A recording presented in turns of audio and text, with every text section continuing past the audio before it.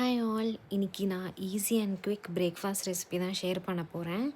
அது வந்து இந்த ராகி அடை தான். ஸோ இந்த ராகி அடை பண்ணுறதுக்கு ஒரு 2 to 3 பெரிய வெங்காயம் எடுத்துக்கலாம். அது கூட இந்த கறிவேப்பிலை அண்ட் கொத்தமல்லி தழை இதெல்லாம் பொடியாக நறுக்கிக்கலாம். இது கூட நம்ம முருங்கைக்கீரையும் போடலாம். அதுக்கப்புறம் இப்போ 2 கப் ராகி ஃப்ளார் எடுத்திருக்கேன். இது 4 to 5 பேர் சாப்பிட்ற அளவுக்கு இருக்குது. நீங்கள் வந்து உங்கள் தேவைக்கு அளவு எடுத்துக்கலாம். ஸோ ராகி ஃப்ளார் எடுத்தாச்சு. இப்போது நீங்கள் தேவையான வெஜ்ஜஸ் எது வேணால் ஆட் பண்ணிக்கலாம். கேப்சிகம் இல்லை துருவின பீட்ரூட் எது வேணால் எடுத்துக்கலாம். நான் வந்து ஒரு கேரட் எடுத்திருக்கேன். இப்போ இந்த ராகி ஃப்ளாரோட தேவையான அளவு உப்பு, மஞ்சத்தூள், அதுக்கப்புறம் காரத்துக்கு நான் சில்லி பவுடர் எடுத்திருக்கேன். நீங்கள் வந்து பச்சை மிளகாய் கூட எடுத்துக்கலாம்.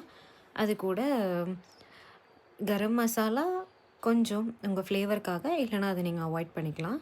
இப்போ இது எல்லாமே சேர்த்து இந்த எல்லா வெஜ்ஜஸும் போட்டு நீங்கள் கொஞ்சமாக வாட்டர் ஊற்றி மிக்ஸ் பண்ணிக்கலாம்.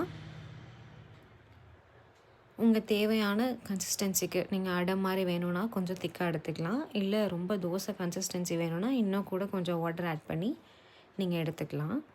ஸோ இந்த கன்சிஸ்டன்சியில் நான் மிக்ஸ் பண்ணியிருக்கேன். இப்போ பேனில் கொஞ்சமாக ஆயில் போட்டு தோசை நார்மலாக நம்ம ப்ரிப்பேர் பண்ணுற மாதிரியே இந்த அடை மிக்ஸை போட்டு நம்ம கொஞ்சமாக எண்ணெய் ஊற்றி வேக வச்சு எடுத்துக்கலாம். இது ரொம்ப ஹெல்த்தியுமே கூட, குவிக்காக நம்ம ரெடி பண்ணிடலாம். இது வந்து நீங்கள் உங்கள் ஃபேவரட் சட்னியோ இல்லை ஏதோ ஒரு குழம்போ அதோடு நீங்கள் சாப்பிட்லாம். எனக்கு சும்மாவே இது சாப்பிட ரொம்ப பிடிக்கும். கண்டிப்பாக இந்த ரெசிபியை ட்ரை பண்ணி பாருங்கள். நான் ஃபுல் வீடியோ இது சேனல்லையும் அப்லோட் பண்ணியிருக்கேன், ஷார்ட்ஸாகவும் அப்லோட் பண்ணியிருக்கேன். தேங்க்யூ.